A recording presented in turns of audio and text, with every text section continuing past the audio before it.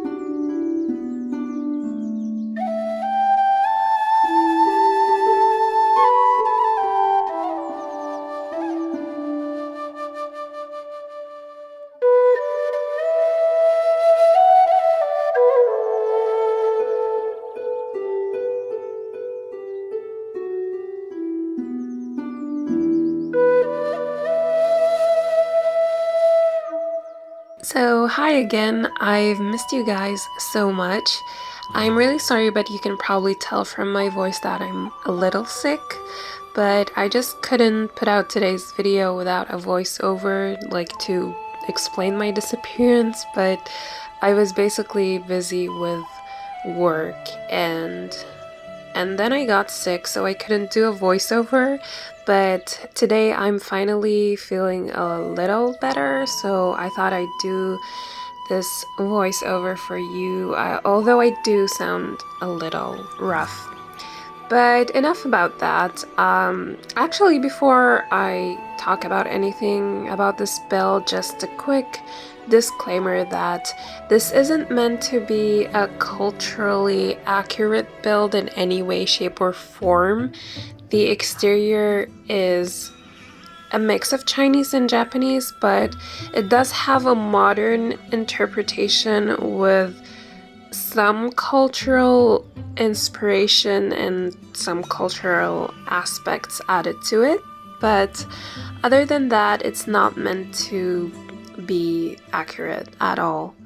So with that out of the way, let's talk about this build. I named this build Xiong Kate, and I totally butchered the pronunciation. I'm aware of that and sorry, but Xiong means a lot of different things in Chinese, but one of them is harmony. So that was what I was going for, harmony. And then we have the second part, which is kete, and it's a Japanese word that means house or household or home. So in my head it translates to harmony, home, but of course I just used Google Translate and a couple of websites, so this is not entirely accurate. So if you're a Chinese and a Japanese speaker, do let me know in the comments. And also, if you noticed in the intro, I wrote a few Japanese and Chinese words, and those basically translate to Chinese-Japanese house in both Chinese and Japanese. And I also used Google Translate for that, so if it got something wrong, I'm sorry. Also, do let me know in the comments. So there you have it, House of Harmony, because to me it feels very peaceful and calm and zen.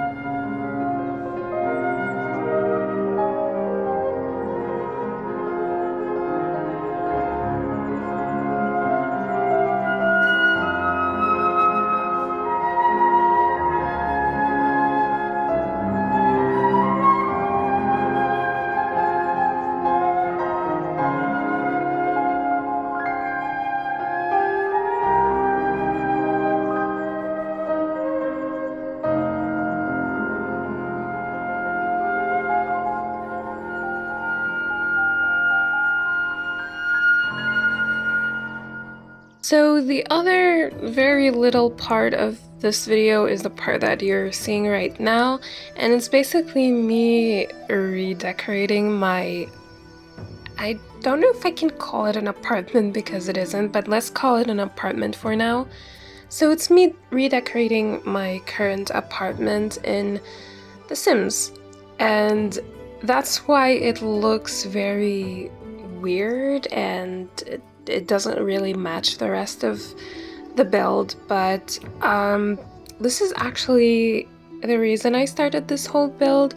I wanted to recreate my apartment, but then I wanted to put it in a building, like make a whole build for it. So I basically went through Pinterest looking for some sort of idea. Then I thought I'd do something like urban Japanese or something with that vibe.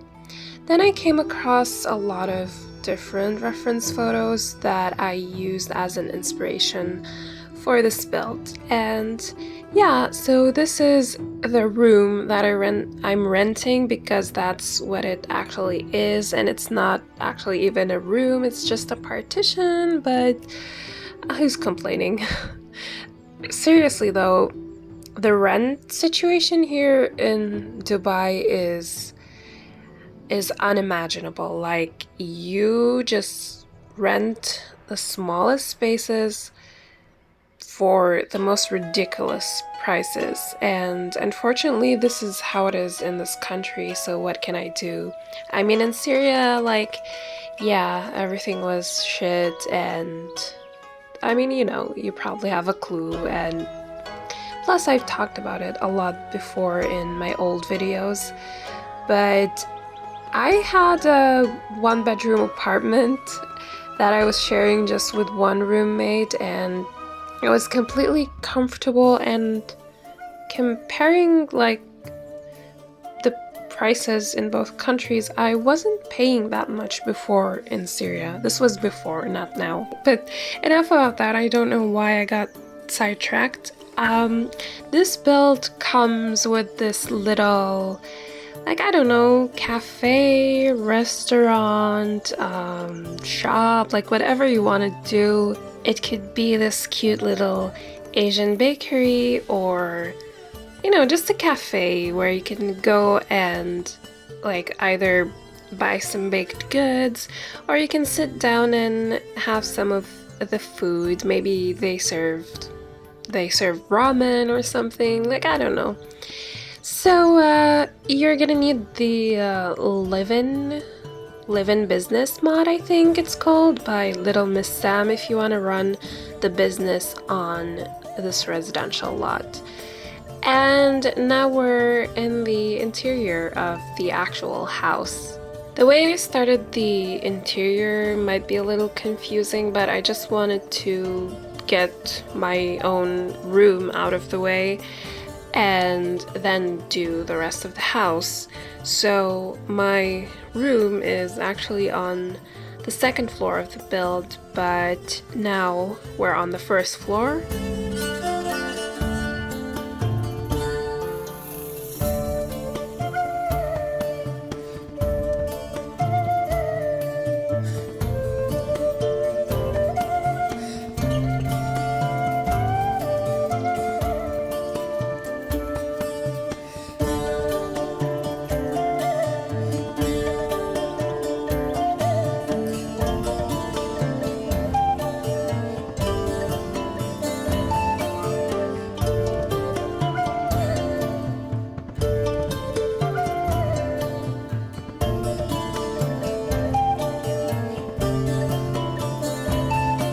Here I'm gonna do a slightly complex trick with the floor. So I basically wanted a koi aquarium like built in the floor, and we do have a pond with Get Famous that you can basically stack with koi fish. But unfortunately, when I size it down and place it inside, the koi actually disappears. It doesn't like stay there like with other aquariums and such. So instead I had to use this table from I think it's my first pet stuff or something like that, and it has a bunch of fish in it. I believe some of them are koi, but I don't remember, and that's what I put inside the floor after sizing the tables down. As you can see, the fish stay there like they normally do, but the table is the one that gets sized down. And this is the kitchen, which I think is my favorite room in the house. I love both it and the living room a lot, but I do love all the different things that I've done with the kitchen here. There are so many tool mod tricks, and I also do absolutely love the color palette. This dark navy blue looks beautiful with the brown color. So this is one of the things that I think is very cute. It's kind of this juice rack, and above the sink, right underneath the shelves, I placed, I believe they're spandrels that come with the Fayen set, and created this beautiful decorative piece, and it looks absolutely gorgeous. And for most of the interior, actually, as you can probably tell, I used mostly the Fayen and the Kyoto sets from Felixandre. Other than that, I also used the Snowy Escape pack a lot.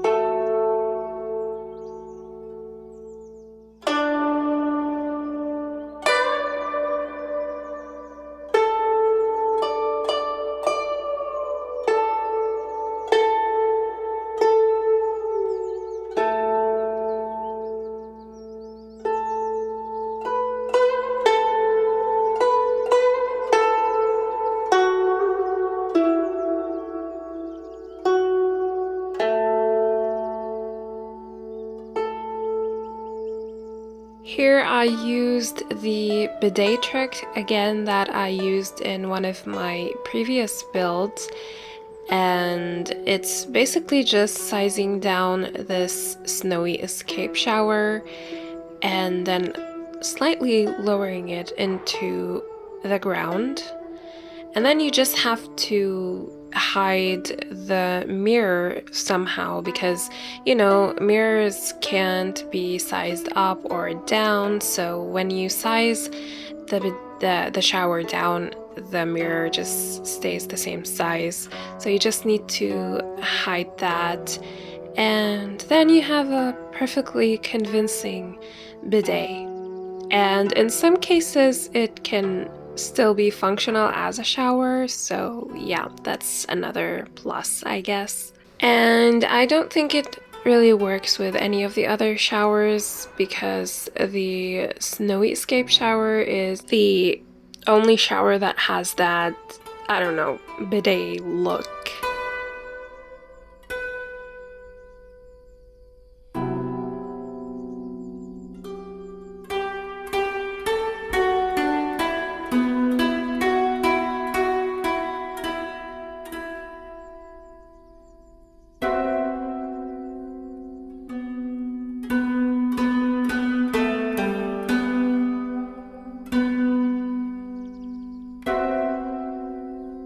So this is the teen's bedroom, and you can notice that it has a different vibe from the rest of the house and all these black walls and furniture. And I believe there is a total of 4 bedrooms in the house. This one and my room, and then there is the parents' bedroom and a kid's bedroom for a twin or like 2 kids, whatever. So I guess this house can fit 7 people, which is completely unexpected if you ask me, because from the outside it doesn't look so big. The house doesn't look so big, but yeah, you can fit a whole family, a huge family in here.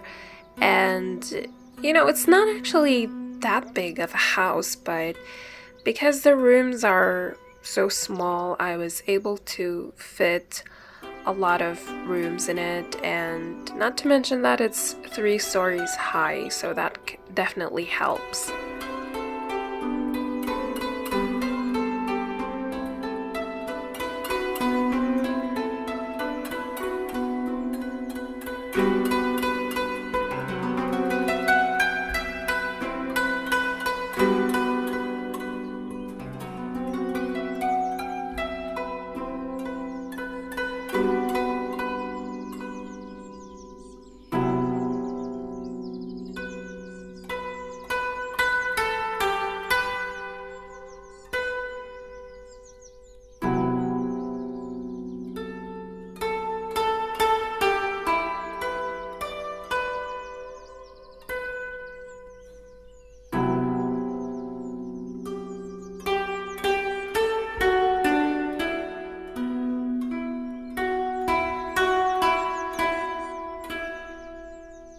This is the final room of the build, and after that we have the screenshots.